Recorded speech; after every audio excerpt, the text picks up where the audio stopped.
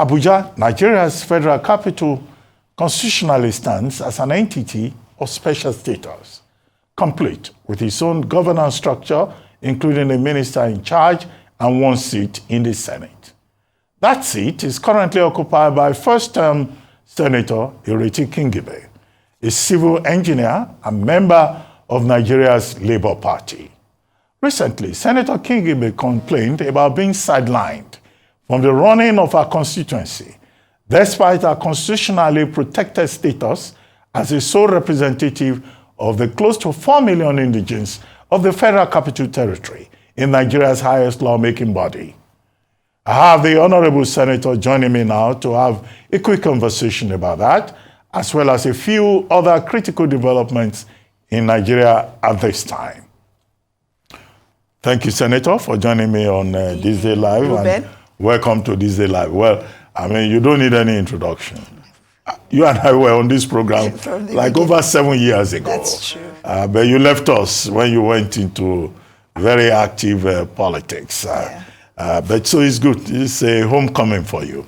But since you won your election to become Senator of the Federal Republic, one persistent complaint has been that you are sidelined. You are not allowed to represent your people. As recently as about a week ago, Senator Godswill Akpabio had to remind you that if you wanted to make a contribution to the budget for the FCT, you needed to go through process. You know, serve a motion on notice and then raise objections. Better for you to just complain that you are being sidelined. You know, you didn't follow the process. So why would anybody sideline you when you are representing your people who voted for you? Well, Ruben, the truth is that I did go through the process. But at this point in time, I think that since we're in the process of discussion and sorting it out, I would like us to leave that and go to how my constituency is being marginalized generally. FCT has the unique situation of having the president as the de facto governor of the Federal Capital Territory.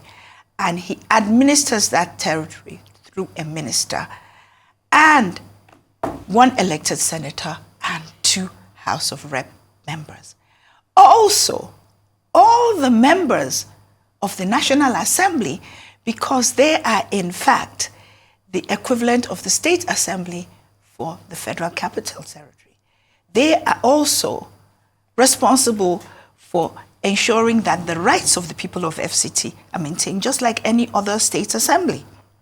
So it's not just that, but because I am the highest elected official in the FCT, everything that happens in the FCT, the people complain to me and expect me to go through whatever authorities I need to get it sorted out. A few days ago, there was a fire in Abuja.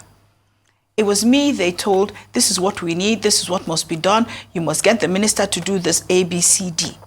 In the past, that arrangement has always worked very well, but it has not been so seamless with the current minister of the Federal Capital Territory.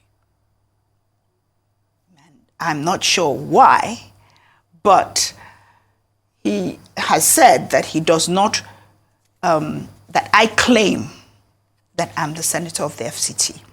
But I am saying... You claim or you are? That's what he says. I am the senator, but he claims. He said in interviews that I claim I'm the senator of the FCT and he's not obliged to deal with me. But I am saying that by Section 122 and 124 of the Evidence Act, he is bound by the judicial notice of the occupier of the seat of the senator of FCT. I'm also saying that the Section 24 of the Constitution of the Federal Republic of Nigeria imbues on him a duty, that is the Honorable Minister. But I'm not calling any names because anybody who is minister is bound by those same laws and duties to abide by the Constitution, to respect all its ideals, institutions, and legitimate authorities inter alia. So just the same way that some Nigerians would have voted for the president and some would not have. But as soon as he's declared president, he becomes the president for everybody and nobody can pick and choose who they would rather be president. And therefore, the same applies to all offices, regardless of party or any other position. Madam, the man you are talking about, his name is Wike, former governor of Rivers State, and is now minister of the FCT. Now, he has responded to this issue that you have raised. He says you want him to be your friend, and that he doesn't want to be your friend. That is it by force, that you should leave him alone. Please, what constitutes friendship between two people who've never met each other? I have never sat in the same room with the minister except in a Senate committee. So how does friendship arise? Why would I want to be the friend of somebody I do not know? The truth of the matter is that the minister refuses to speak or communicate in any way with the senator representing the Federal Capital Territory. So how are the wishes and the needs of the people to be communicated to him?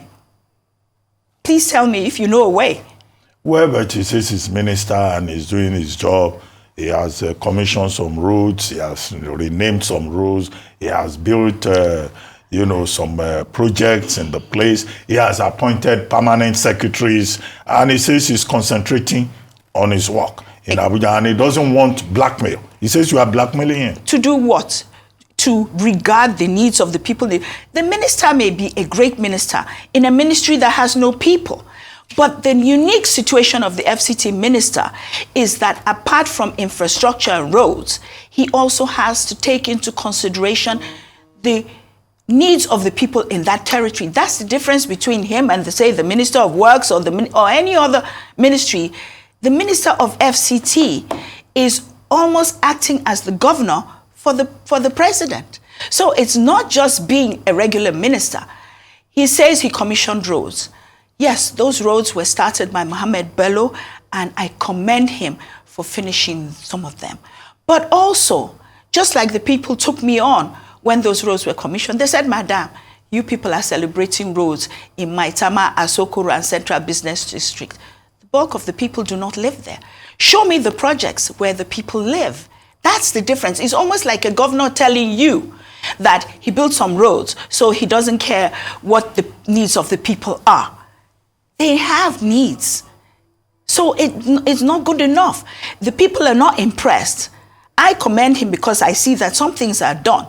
But at the end of the day, they don't have water. That fire that happened in Karu could have been prevented if there was water.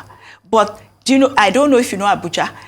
Any fire truck has to go all the way to Atokoro to get water, spray the fire, and then come back. Not to talk about the fact that there were no access roads into the market and a whole litany of issues. Who do you think is going to sort out those issues? The minister. But the people are going to tell the senator, not the minister. The same way, insecurity. The people scream, Senator, Senator, Senator. Senator says, Minister, sort out insecurity. Says he does not have to speak to me, so I spoke to him on channels. Just like a lot of the issues that I'm going to bring up today, he'll hear from Arise. Okay, Madam, do you think that your complaint is not just about Wike? You have also been quoted as saying that you are excluded from most of the key decisions affecting the Federal Capital Territory in the Senate. Do you think this is because you are from a minority party, Labour Party, or do you think it's because you are a woman? 4 of you, 4 women in the National Assembly. It's not because I'm a woman. In all fairness to the Senate as a body, it's not very difficult to exclude the women, and they do not exclude us. We get involved in as many things as we like to. And most of the time, yes, your party matters a little bit, but not seriously. If you want me to be honest, this boils down to the fact that the Senate President is a personal friend of the Honorable Minister of the FCT. So when things that they think Senator Kingibe might object to are brought, I'm not sure. As I said, this is a topic I'd rather wait, since I plan on coming back to you in another week to discuss in details. I was planning to have a general discussion with you today, but I am on several committees. I'm not excluded from any of them. I'm aware of every little detail that goes on in every other committee. Why is this committee special? You would think it would be the reverse, because I'm the senator representing that place, as most other senators are called on when things affect their constituency. So it's something that needs to be sorted out privately in the Senate. And if it's not sorted out privately in the Senate, then we can discuss it publicly. Okay, I get the point about the friendship between Akpabio and Wike. But there's also something about style and communication. If you as a senator from the Labour Party, if on the floor of the Senate you behave like this obedience on social media, that could create a problem. Because Wike has said, look, that you expect that he will report to you. And he as minister, he will not report to a senator. No minister has ever reported to any senator. If you look back in fact, if you look back several years, most ministers and the senators don't even usually come from the same party. But they work in synergy. Synergy is the key word. Reporting to anybody does not arise. And our proceedings in the National Assembly are recorded.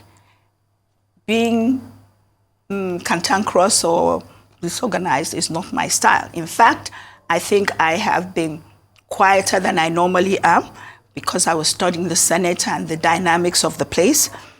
So I doubt that it has to do with my style, but if it is, you can look at the Senate proceedings and advise me because they're all recorded. Okay, but I mean, you say key decisions affecting the FCT. What are your own priorities that you think have not been addressed in the best interest of the people of the Federal Capital Territory? Actually, some of my interests are not specific to the Senate, but they are specific to the person administering the honorable minister. But just like any state assembly, when a governor is not taking care of the rights and the needs of the people, the state assembly draws his attention to it and makes him do it. For one thing, Abuja, there's no water. And let me even take the last budget that was passed, the supplementary budget. 98.5 billion? Yes. Supplementary budget? Yes, let's not even go into the big one. Let's just deal with that little one. In that budget of 98, only 18 billion has anything to do with the people. 20 billion for renovating 20 schools. Now, everything else, we're building a road to EFCC or another one to DSS and all those things. Please, with all due respect, those roads may need renovating. Maybe the road to the presidential wing all need work. I am saying that for an impoverished nation, for a territory where insecurity is so high, a few days ago, I live in Maitama, my guard, just walking down the street, was hacked. This is in Maitama. Just shows you the level of insecurity. We have so many issues and we don't have the funds to do them. So in the bid to prioritize, I think that the needs of the people, that is the majority of the people, healthcare, education, security, and water as basic as water, we do not have. So I'm not saying that those things, we can do them when we are more liquid, but we are not. Those are my issues. So for another thing, okay, some of these things, maybe the local government, like the markets I'm complaining about, the local government needs to take care of it. But in the honorable minister's predecessors, he would join hands with the National Assembly and tell the local government chairman, you've got to do this, you've got to do this. So him alone against the rest of us, he will do them. But when everybody is working in silos, the people of my constituency suffer. That's the truth. Okay, madam, I asked you the question that, is it a problem that you are from the Labour Party? Because before you became the representative of the people of the FCT, there was Philip Aduda there. I know him. Yes. He was there when I was in government. Yeah. Now, Philip Aduda seems to be having a good relationship with Wike. Philip Aduda is not the current sitting senator, so he doesn't have to look out for the interest of the people. When there was a fire, they did not call Philip Aduda in spite of the fact that it was his ward. They called me. So if Aduda has a good relationship with Wike, that is fine. It does not help the people of the Federal Capital Territory. I have to draw your attention to the fact that the last minister was APC. Philip Aduda was PDP. At the time, I was APC. And the minister worked well with Aduda. And we said to him, Minister, what's your problem? He said, no, madam, not just me, all of us in APC. That's sorry. For this place to work well, the senator has to work with the minister has to work with the senator. So it doesn't matter that he's not in our party. He's the senator representing this territory. And we accepted it as good enough reason because he was. So being in different parties, this is not the first time it's happening. It's happened with several senators in FCT because FCT have their own unique way of voting. Okay, madam. You know Wike likes to talk. So I'm sure you will watch this interview, it will come out. And I hope that the real matter is not about his friendship with the APC. He himself is from the PDP. I hope this is not about land allocation. And you are a civil engineer. I hope this is not about contracts. Because civil engineers, we know, they do contracts. I hope Wike will not come and say, Madam wants land. Madam wants engineering contracts. I will interrupt you here. Okay. I have been in FCT politics for the last 20 years. You can go and verify. There is no minister who will come to you. I live in a house that I have lived in. I have owned the land since 1991. If you find any other federal allocation of land for me in the FCT, come and call me out on it. I'm a firm believer that if everybody took their 1 or 2 pieces of land, there would be enough for everybody. I'm not interested in land. When the last minister was there, I was very instrumental. I worked with him in the beginning as the APC leader. When contracts were being given out, he asked, he's there, you can verify with him, where is Madam's own?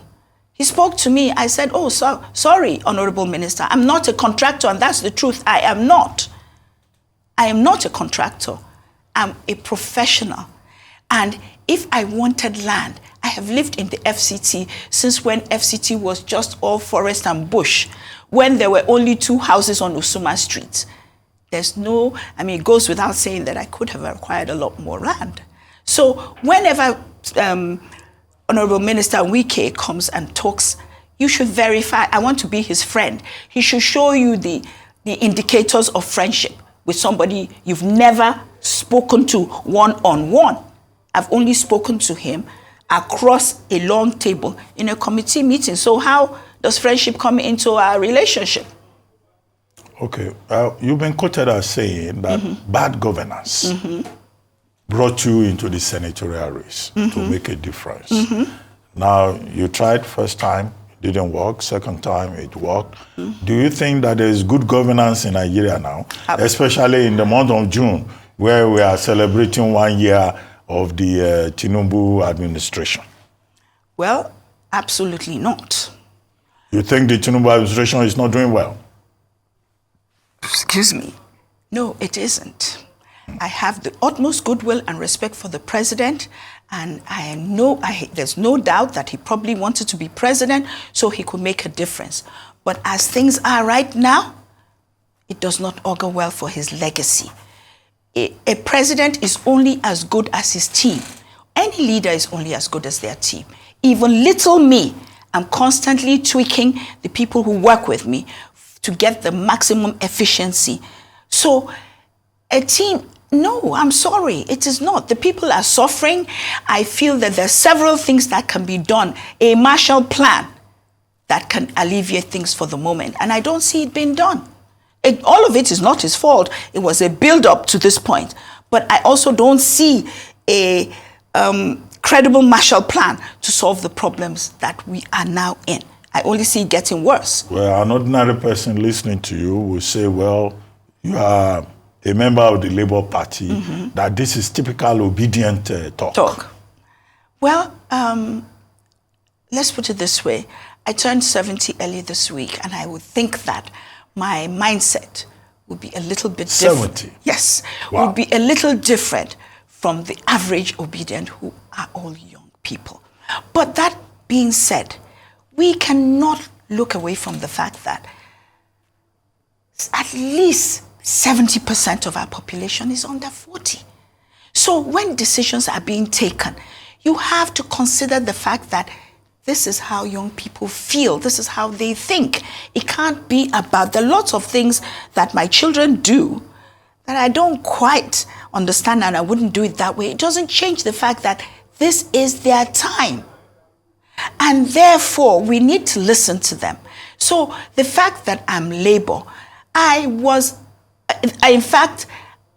Labour, yes, because I think things need to change, and I've been in PDP, I've been in APC, I'm an idealist. I'm thinking that, okay, maybe there's somewhere where we can all go and change this country and make it the country we can be proud of. But notwithstanding, even when I was in APC, I still had the same beliefs that we can still do better. You all know I was an ardent Buharist. There was nothing I did not do, because you also remember from my times on Arise that I believed that Buhari was going to change this country.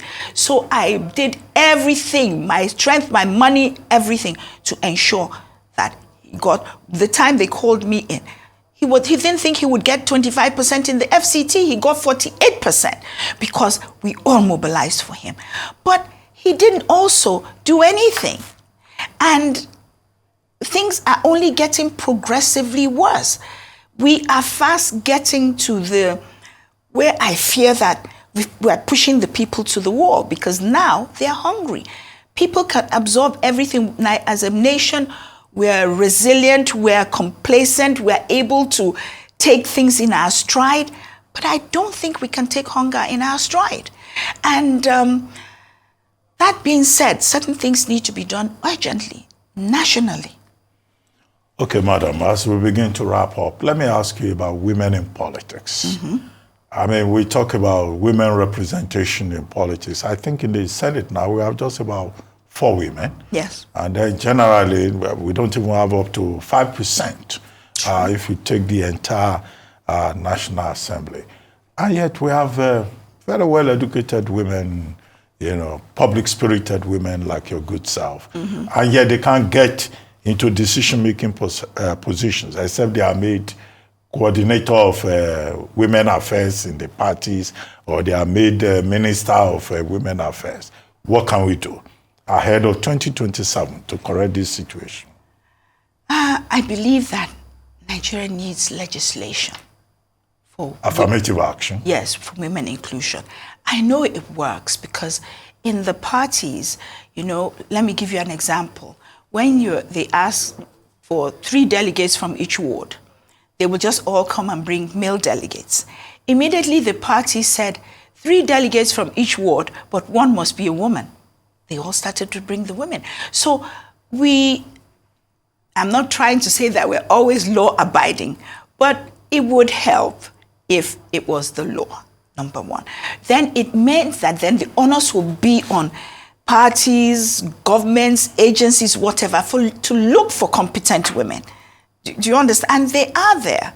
And I also, as I've said several times, if you look at countries that have more women in governance, they have shown that there's a direct correlation between economic development and women in governance and policy and decision-making processes. Okay, one final question, based on what you just said. Look, I've heard this said again and again, that women do not support women in Nigeria. Every election day, it's mostly women who turn out to vote. But women folk will not support their own kind. They will go and support the men. Well, that has not been my what is being done to mobilize women to say, look, you guys are about 50% of the population. Why don't you use your voter power to put your own kind in government? Okay, I will tell you. The truth is that maybe that was so in the past, but the awareness and the thinking of women has changed somewhat. I know that I got a lot of support from women across board, across parties, across everything, number one. Number two, myself and some other women are working on creating a database of women all across the country so we can use women voters as a lobby block. Because it's not enough to say, do something. You have to show me that, okay, if I don't do it, what will you do? Do you understand? And that would help. And the second thing, why women are not voting for women? How many women do you see on the ballot? That is also a problem. Even as proactive as I expected Labour Party to be, out of 109 tickets, maybe only 2 or 3 were female. So, and that is across board. So unless women are on the ballot, you can't say that they're not being voted for. Well, on that note, Senator Ireti Kingibe, I would like to say congratulations on your 70th birthday. Thank you. And it's good to have you back at this table. You know, you've been here for more than 7 years. Yes, I have. And I hope that you will find time and time again, you know, to come back to this Day Live. I assure you I will be a regular in future. Thank you very much indeed. Thank you, Ruben.